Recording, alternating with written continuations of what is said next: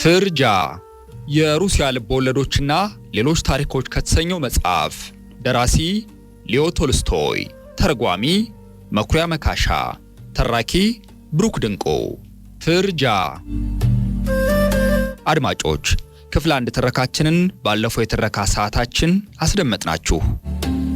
አክሲኖቭ አምሽቶ መተኛትና በቅዝቃዜ መጓዝን ስለማይወድ ጋሪ ነጂውን ቀስቅሶ ፈረሶቹን እንዲጭናቸው ነገረው። ከዚያም ወደ ሆቴሉ ባለቤት በመሄድ ሂሳቡን ከፈለ። ጉዞውንም ቀጠለ። 40 ኪሎ ሜትር ያህል እንደተጓዙ ፈረሶቹ እንዲያርፉና እንዲቀለቡ በአንድ ሆቴል እረፍት አደረገ።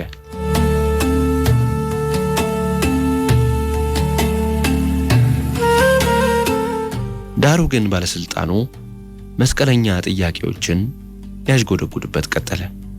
በትናንትና ዕለት የት ነበር ያሳለፍከው? ብቻህን ነበርክ ወይስ ከሌላ ነጋዴ ጋር? ሌላውን ነጋዴስ ዛሬ ጠዋት አይተኸዋል? ጎህ ሳይቀድ ለምን ሆቴሉን ለቀቅ? አክሲኖቭ እነዚህን ሁሉ ጥያቄዎች በመጠየቁ ተገረመ። የሆነውን ሁሉ በዝርዝር ካስረዳ በኋላ ለምንድን ነው ሌባ ወይም ቀማኛ ይመስል ይህን ሁሉ መስቀለኛ ጥያቄ የምትጠይቀኝ? ለራሴ የንግድ ጉዳይ የምጓዝ ስለሆነ ይሄ ጥያቄ ሊቀርብልኝ አይገባም። አሁን ደግሞ ክፍል 2 ይቀጥላል። የምን ኃጢአት ሲል ማካር ሲሞኒች ጠየቀው። አክሲኖቭ ግን ወደ ዝርዝሩ ሳይገባ ትክክል ነው፣ የእጄን አግኝቻለሁ፣ ይገባኛል፣ ከዚህ በተጨማሪ የሚለው አልነበረም። ዳሩ ግን የእስር ቤት ጓደኞቹ አክሲኖቭ እንዴት ወደ ሳይቤሪያ እንደተላከ፣ አንድ ያልታወቀ ሰው ነጋዴ ገድሎ በአክሲኖቭ ቦርሳ ውስጥ በደም የተበከለውን ቢላዋ እንደሸጎጠበትና አክሲኖቭ ባልሰራው ኃጢአት ፍርጃ እንደወረደበት ተናገሩ። ማካር ሲሞኒች ይህንን ካዳመጠ በኋላ አክሲኖቭን አትኩሮ ተመለከተው። የራሱን ጉልበት በእጁ እየደበደበ ይህ መልካም ነገር ነው፣ በትክክልም መልካም ነገር ነው። እንዴት እንዲሸመገልክ ታዲያ አያታችን አለ። ሌሎች በዚህ ጊዜ ምን ነው እንዲተገረምክ? ከዚህ ቀደም አክሲኖቭን የት አይተኸው ታውቃለህ? ሲሉ ቢጠይቁትም ማካር ሲሞኒች መልስ ለመስጠት አልፈለገም። እዚህ መገናኘታችን እንዴት መልካም ነገር ነው ብሎ ዝም አለ። አባባሉ አክሲኖቭን አጠራጠረው።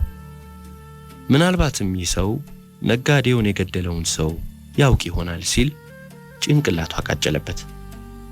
ሲሞኒች ምናልባት ጉዳዩን ሰምተኸው ይሆናል፣ ወይም ደግሞ ከዚህ ቀደም ታውቀኝ ይሆን?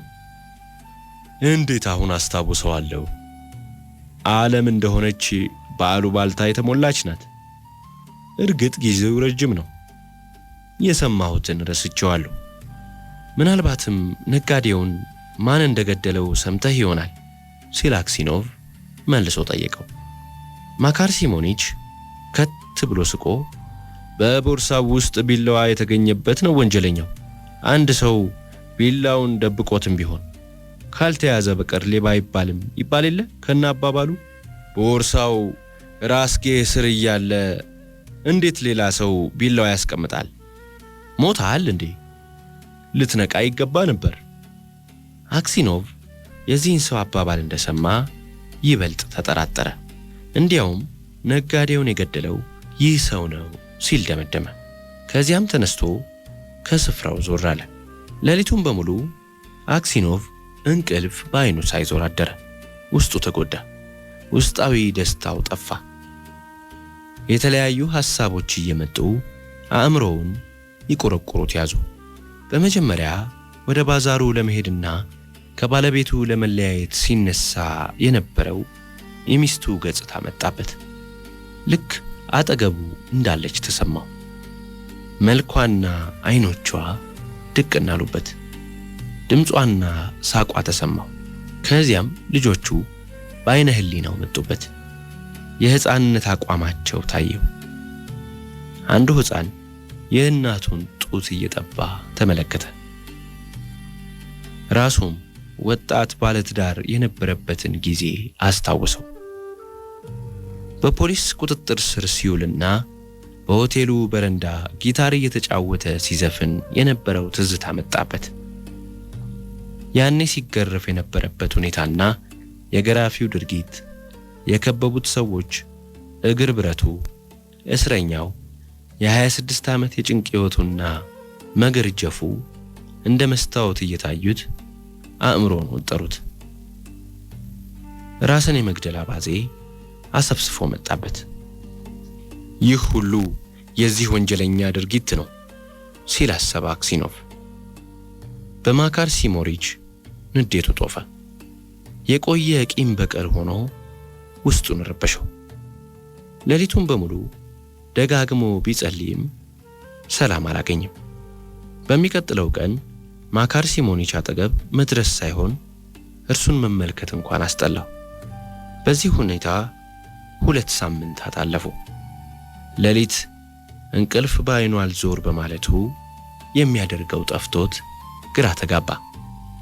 አንድ ምሽት በእስር ቤቱ ግቢ ውስጥ ሲዘዋወር ከታሳሪዎች መኝታ ስር የተቆፈረ አፈር ወጥቶ ተመለከተ። በትኩረት ለመመልከት ቆመ። በድንገት ማካር ሲሞኒች አንገቱን ብቅ አድርጎ በድንጋጤ አክሲኖቭን ተመለከተው። አክሲኖቭ ወደ እርሱ ላለማየት እየዳዳው ለማለፍ ሞከረ።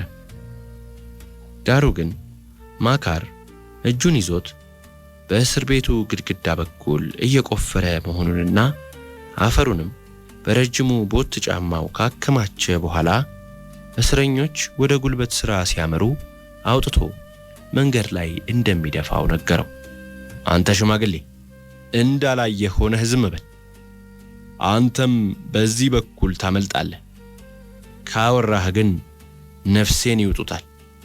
ከዚያ በፊት ግን ቀድሜ አንተን የማሳርፍህ። አክሲኖቭ ጠላቱን እንደተመለከተ በድንጋጤ ተንቀጠቀጠ።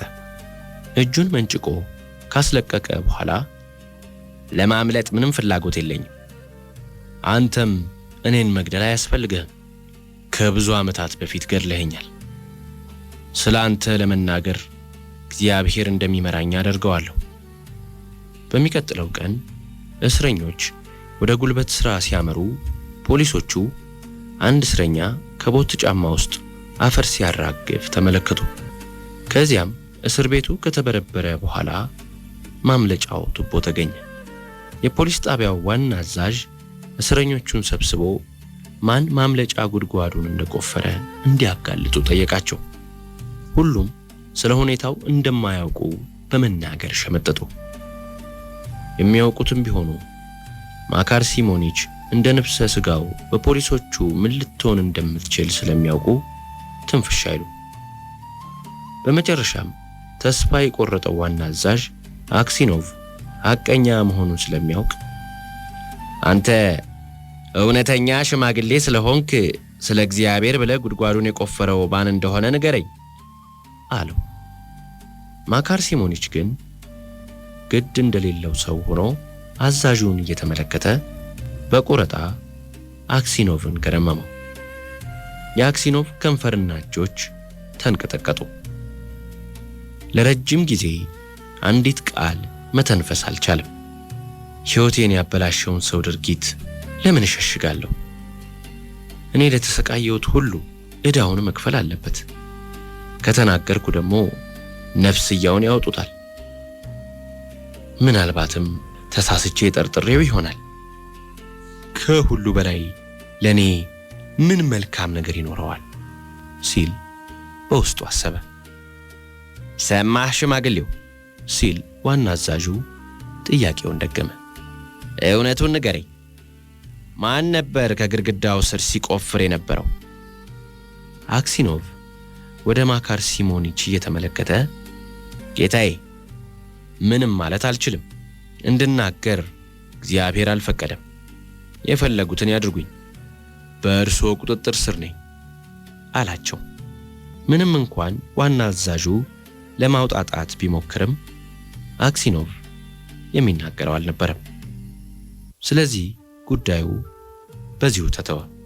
በዚያው ሌሊት አክሲኖቭ መኝታው ላይ ተጋድሞ በጥልቀት ሲያስተውል አንድ ሰው ኮሽታ ሳያሰማ አልጋው ዳር ተቀመጠ። በጨለማው ውስጥ ሲመለከት ማካር እንደሆነ አረጋገጠ። ምን ፈለክ ደግሞ ከኔ ሲል ጠየቀው አክሲኖቭ። ለምን መጣህ እዚህ? ማካር ሲሞኒች ምንም አልተናገረም።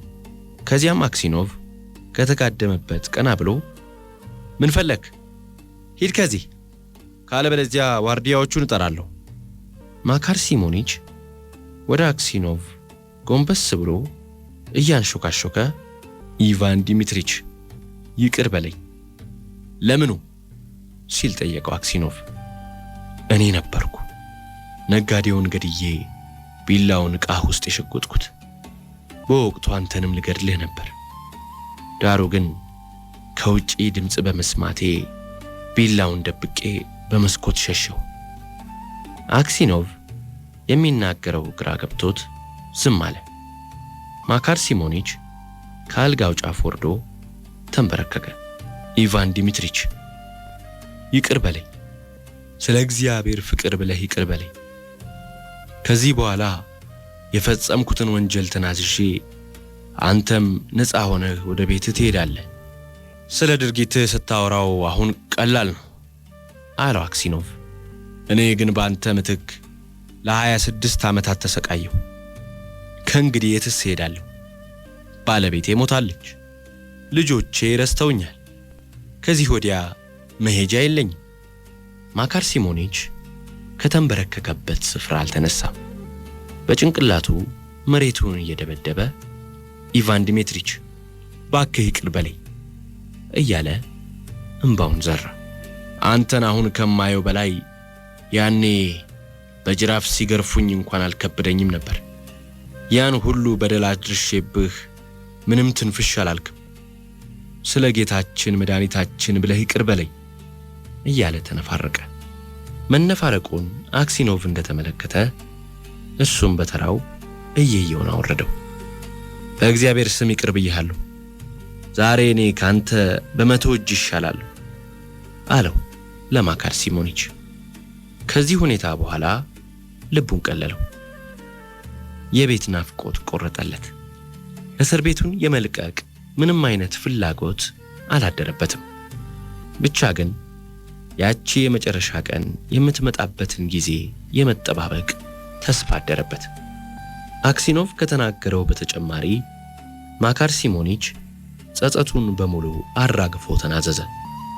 ከእስር ቤቱ አክሲኖቭ እንዲለቀቅ የተጻፈው የማዘዣ ደብዳቤ ሲመጣ አክሲኖቭ ከዚህች ዓለም ተገላገለ።